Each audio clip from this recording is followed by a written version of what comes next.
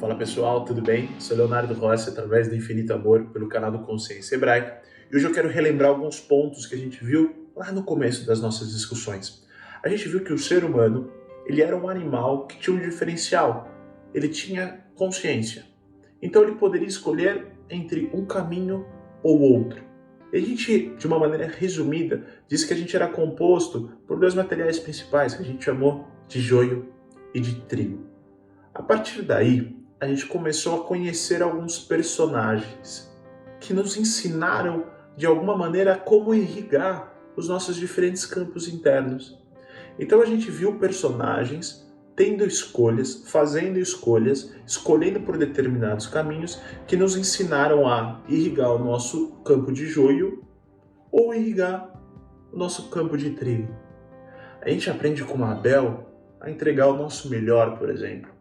A gente aprendeu com Noé a guardar os projetos de Deus trabalhando, construindo. Ao mesmo tempo que a gente conheceu um Abraão que também guardou os projetos de Deus, mas que teve que esperar, mas que teve que guardar a fé, e isso lhe é imputado quanto justiça.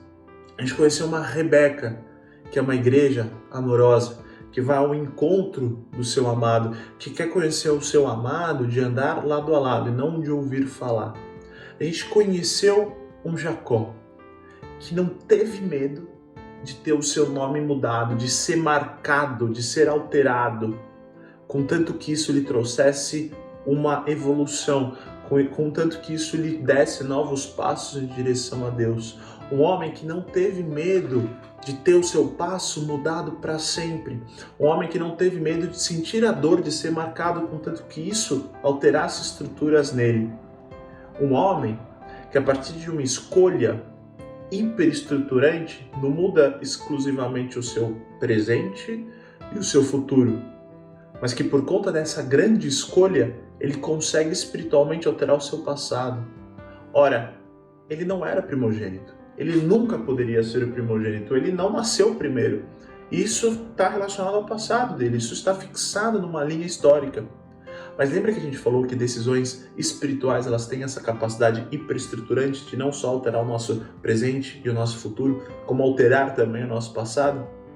Pois é, Jacó, quando ele toma essa decisão hiperestruturante de se relacionar com Deus, ele altera o seu passado porque ele passa a ser o primogênito espiritual e ele passa a ter um novo nome, algo que também aparentemente é completamente imutável, que está preso numa linha do tempo no passado. Mas decisões espirituais têm esse poder de alterar também esse momento da história, que é o antes, e não só o agora, e não só o depois, que é o mais óbvio. E muito bem, a gente estava acompanhando, a gente conheceu alguns filhos desse homem, a gente conheceu alguns filhos desse homem que agora se chama Israel. A gente conheceu Levi, a gente mencionou Levi, a gente mencionou Judá, e hoje a gente vai conhecer a história de Diná. Jacó teve uma filha com Lia chamada Diná. A história conta que Diná está andando pelos campos, ali eles estão numa região, numa aldeia que não é de originária, da mesma parentela deles, ela está passeando por ali e acaba acontecendo uma fatalidade horrorosa, um crime, uma situação que é muito atual, que a gente vê na nossa sociedade hoje, extremamente abominável e que já existia em diferentes graus, em diferentes escalas naquela sociedade também. Diná é violentada nesse passeio, mostrando a grande fragilidade com que as mulheres eram deixadas, com que as mulheres eram negligenciadas e são até hoje em diferentes momentos da história. Mas enfim, isso acontece, esse crime acontece e Diná então é desonrada, ela é violentada. E as consequências disso são que naturalmente os seus pais, ela e os seus irmãos ficam profundamente indignados, profundamente revoltados com tudo aquilo. Olha que interessante, esse estuprador, esse violentador, ele se apaixona por Diná. E em um segundo momento ele pede a mão de Diná em casamento para o próprio Jacó, para o agora Israel. Ele pede a mão de Diná em casamento. E quando ele faz esse pedido, os irmãos, eles dissimulam uma situação. Eles concordam, eles falam, não, tudo bem, você pode casar com a nossa irmã. Por quê? Porque eles tinham um plano. Eles tinham uma ideia formada na cabeça. E aí eles falam o seguinte: a única coisa que vocês vão ter que fazer, vocês vão ter que se circuncidar, exatamente como a gente é, porque a gente não pode misturar os nossos povos, a gente não pode entregar a nossa irmã a casamento a alguém que não tenha circuncisão. E eles então estabelecem esse acordo. E a aldeia desse estuprador concorda. Fala: ok, beleza, então eu vou seguir com essa sua dica, com essa sua solicitação, para que eu possa me casar com Diná, porque ele havia alegado que realmente estava apaixonado por essa mulher, após violentá-la. Isso é combinado. Eles fazem a circuncisão todos ao mesmo tempo. Isso naturalmente gera febre, isso gera algum cansaço físico, porque é um desgaste que você faz, é uma mutilação no seu próprio corpo. E aí quando eles estão nesse momento, todos os homens daquela aldeia, eles estão mais enfraquecidos porque todos aceitaram fazer essa circuncisão. 2 irmãos, que são Levi e Simeão, eles decidem invadir a cidade e matar todos aqueles homens, inclusive o próprio estuprador. A gente vai ver mais lá na frente que esses 2 homens, eles não tinham a primogenitura, eles não foram os primeiros gerados, eles eram o segundo e o terceiro filho de Jacó. O primeiro filho era Rubem. E esse primeiro filho, ele perde o direito de primogenitura porque ele faz uma transgressão, ele acaba se deitando com uma das concubinas do seu próprio pai.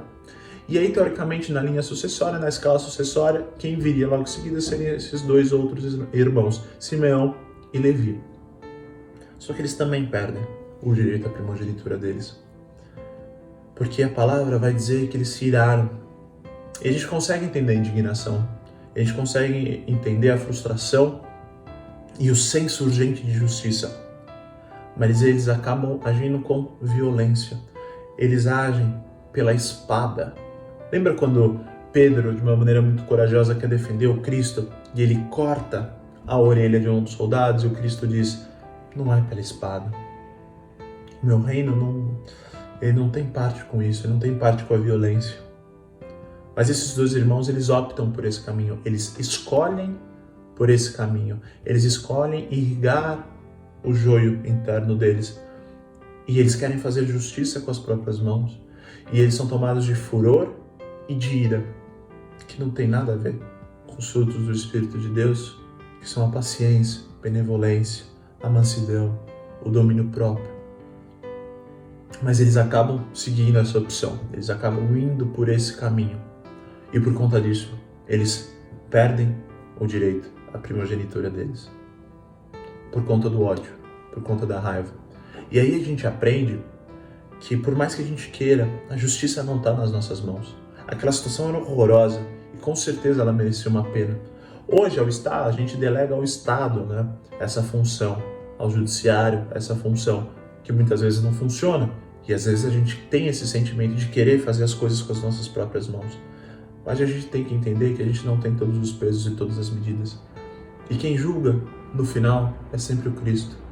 Ou quando a gente tem uma estrutura jurídica que trata das coisas horizontais, que a gente confie nela, que essa estrutura ela seja a encarregada. E se ela não funcionar, porque ela é feita de seres humanos e muito provavelmente ela vai falhar em muitos pontos, a última justiça, a justiça final, é do Cristo, é de Deus. E é nela que a gente tem que repousar, antes de querer vingar com as nossas próprias mãos, de querer fazer justiça com as nossas próprias mãos. E muito bem, essa situação acontece, eles perdem o direito à primogenitura, e aí eles resolvem se deslocar dali. Aquele lugar já não era o lugar que fazia sentido eles estarem. E nesse deslocamento, Raquel, ela estava grávida, e ela vai gerar um último filho. Porque naquele momento que ela vai gerar o seu último filho, ela morre na geração desse filho. E quando esse filho nasce, um pouco antes dela expirar, ela diz: olha, esse filho vai se chamar Benoni, que é filho da dor, filho da tristeza, porque ela estava morrendo. Só que Jacó, ele altera o nome desse filho para Benjamim, que é filho do sucesso, filho da alegria. E olha que representação interessante que Raquel é da criação. Ali no fim dos tempos, quando a gente for fazer uma análise escatológica do fim dos tempos apocalípticos, a gente vai ver que a criação ela tem que morrer para que filhos de alegria e filhos de tristeza nasçam. Os filhos que ficam presos ao tempo e os filhos que ficam presos à eternidade. Os filhos do trigo ou os filhos do joio. Os filhos da luz ou os filhos das trevas. Os filhos da alegria ou da tristeza. Do bem ou do mal, da vida ou da morte. Então Raquel, ela acaba sendo essa metáfora perfeita da criação, que morre, gerando o filho da alegria e o filho da dor. E esse Benjamim, ele é também um personagem muito querido e muito amado por Jacó, que acaba vivendo também algumas situações muito representativas da vida dele, que a gente vai entender mais para frente. E de novo, essa presença maniqueísta de bem, de mal, que também a gente já via com Esaú e com Jacó, representando dois povos, duas gerações de filhos do joio e filhos do trigo, que viveriam em constante conflito, porque cada um optou por um caminho muito diferente. Bom, espero que esse vídeo tenha sido elucidativo para a gente relembrar muita coisa que a gente já viu e que vocês tenham gostado. Deixe seu like, deixe seu comentário, se puder se inscrever no canal, vai ser incrível. Valeu!